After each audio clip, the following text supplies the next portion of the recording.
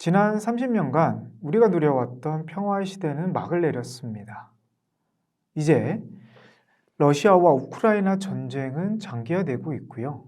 중동의 지정학적 리스크는 계속 커져가고 있습니다. 이로 인해 전 세계의 국방비 증액은 계속 이뤄지고 있고요. 재무장 사이클에 돌입을 했습니다.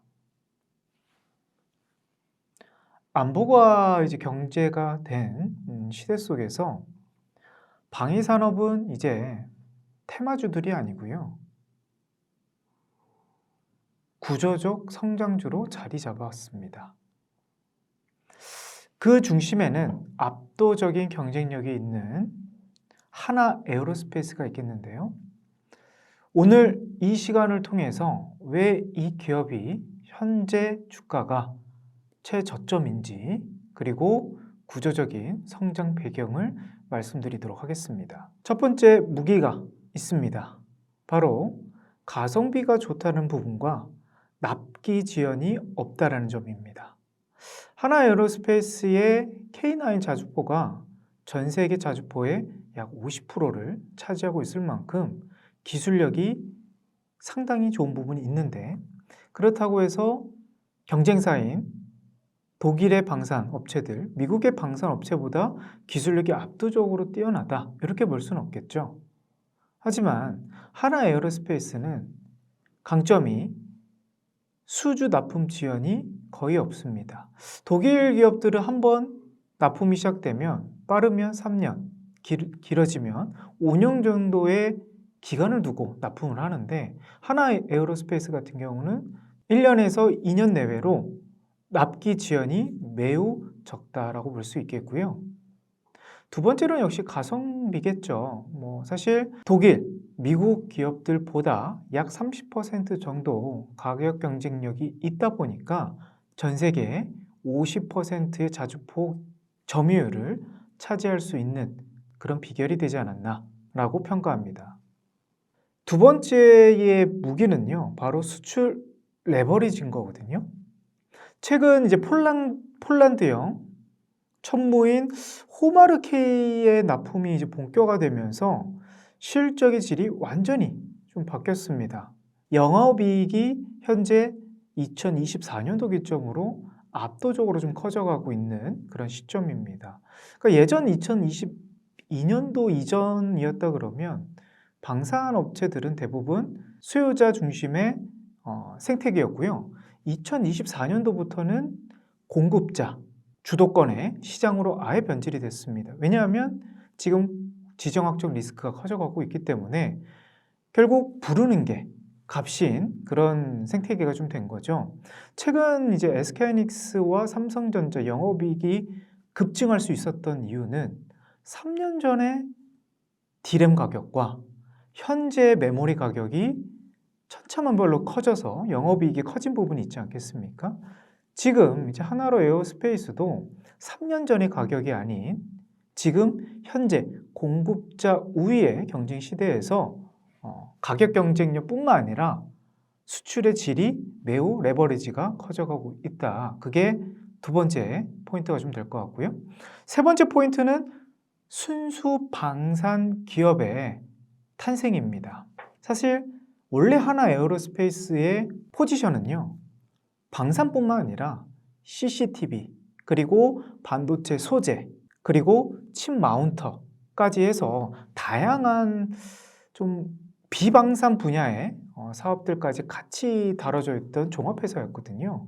근데 그 부분에서 최근에 인적 분할을 하면서 비방산 분야를 아예 제거를 시켰습니다. 그러면 이제 하나 에어로스페이스의 평가는 우주항공의 모멘텀과 방산의 모멘텀만 갖추고 있는 유일한 퓨어 플레이어다라고 볼 수가 있겠습니다. 자, 그러면 이제는 로키드 마틴이나 아니면 노스로 그루만과 같이 아예 이제 퓨어 방산 기업들과의 이제 밸류에이션을 평가할 수 있는 그런 이제 위치가 됐다라고 생각하시면 될 것 같습니다. 자, 지금 매출을 한번 보면요. 2023년도 매출이 약 7조 8천억이었는데요. 24년도에는 11조 2천억 원에 약 1.4배가 폭발적으로 이뤄졌는데요. 이 부분뿐만 아니라 지금 2025년도, 26년도 매출을 보셔야 될 것 같습니다. 지금 2025년도 기준으로 본다 했을 때는 매출이 26조 원을 예상하고 있고요. 2026년도는 약 30조 원을 예상하고 있습니다. 자, 그럼 24년도의 매출이 11조였는데 지금 올해 매출이 30조 원이라고요? 그러면 이 대기업이 매출이 3배 이상, 3배 가까이가 증가되는 지금 구간에 들어섰다. 그렇게 보시면 될 것 같습니다. 그러면 지금 대한민국 모든 100대 기업을 통틀어서 3년 만에 매출이 3배 가까이 늘어날 수 있는 기업은 사실상 손에 꼽는다. 거의 하나 에어로스페이스가 거의 유일하다라고 볼 수 있을 정도로 매우 강한 포텐셜을 좀 갖고 있고요. 그래서 영업이익률을 본다 그러면 22년도에는 약 5% 내외 정도였습니다. 근데 24년도부터 기하급수적으로 늘어나면서 지금 2026년도의 영업이익률을 계산을 해본다 그러면 약 16%까지 나오는 그런 상황입니다. 자, 그러면 예전에는 100만 원 정도에 팔았으면 이익이 한 5만 원 정도였는데 지금은 100만 원 팔면 16만 원 정도. 그러니까 제조업에서 이 정도의 영업이익률이 10% 이상 나오기는 정말 어렵거든요. 근데 지금 하나 에어로스페이스는 그런 구조적인 성장기에 돌입하고 있다 보니까 지위가 매우 유리하다라고 볼 수가 있겠습니다. 자, 그리고 최근 주가가 이제 120만 원 내외 정도로 거의 신고가 부근까지 올라와 있는 상태입니다. 자, 그러면 지금 영업이익 기준 EPS로 본다 했을 때 올해 2026년도 추정치를 보니까 약 PER이 한 26배 정도 내외로 좀 되어 있거든요. 자, 그럼 차트를 한번 좀 살펴보면 신고가를 지금 기록을 한 상태이기 때문에 야, 이거 좀 많이 올라간 거 아닌가? 왜냐하면 우리는 주가는 항상 고점은 불허하고 저점은 우리가 기대를 하는 그런 상황인데 지금 120만 원의 PER이 26배다. 과거 저는 SK하이닉스가 전년도에 30만 원 돌파한 그 자리와 크게 다르지 않다라고 좀 생각이 들어요. 그때도 시가총액이 200조 원을 넘었을 시기였거든요. 그래서 이때 SK하이닉스가 너무 고평가다, 너무 많이 올라갔다 이런 얘기가 좀 나왔었어요. 그때 추정 PER도 20배가 훨씬 넘었었고요. 근데 이제 연말 정도 되니까 그때가 이제 7월 달이었거든요.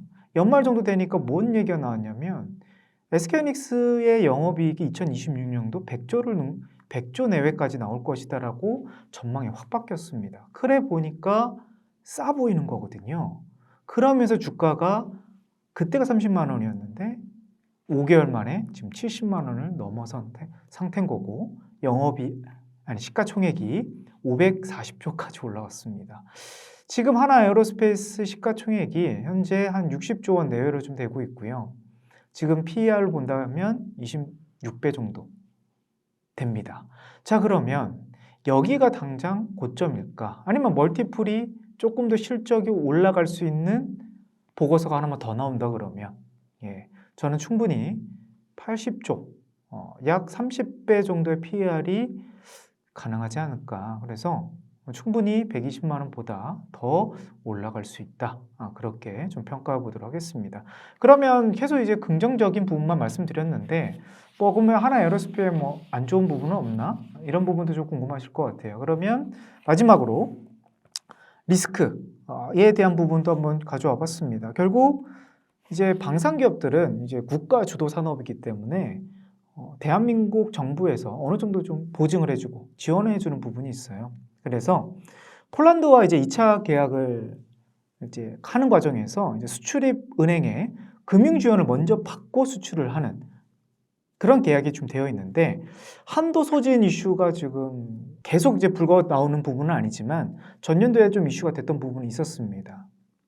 자, 그런데 이게 좀 큰 걸림돌이 되는 건 아니고요. 시중은행을 통해서 우리가 신디게이트론이라는 것을 통해 다양한 방식으로 우리가 해결책을 모색하고 있어서 이 부분이 직접적인 수출에 문제가 될 수는 없다. 그리고 처음부터 말씀드렸지만 지금 시장 자체는 트럼프의 최근 이제 베네수엘라 이슈를 통해서 지정학적 리스크가 더 커져가는 상황에서 오히려 방산업체들은 공급자 우위에 있는 시장이 되고 있기 때문에 긍정적인 좀 포텐셜은 계속 나올 것 같다라고 좀 말씀드릴 수가 있겠습니다.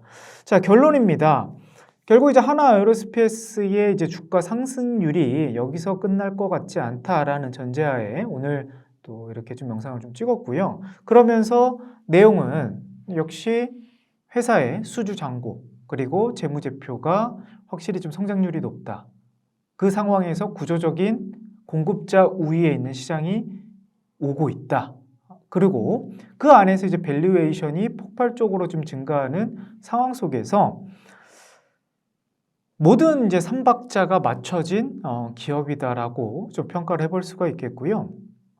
물론 단기 급등에 따라서 중간중간 피로도에 조정은 있을 수는 있긴 하겠지만 저는 조정 때마다 그러니까 100만 원 안팎에 이런 조정이 올 때마다 저는 오히려 중장기적 관점에서 더 모아가야 되지 않나 이렇게 좀 말씀드리도록 하겠습니다. 자, 그러면 이상으로 하나 에어로스페이스에 대한 기업 가치 분석은 마치도록 하겠습니다. 감사합니다.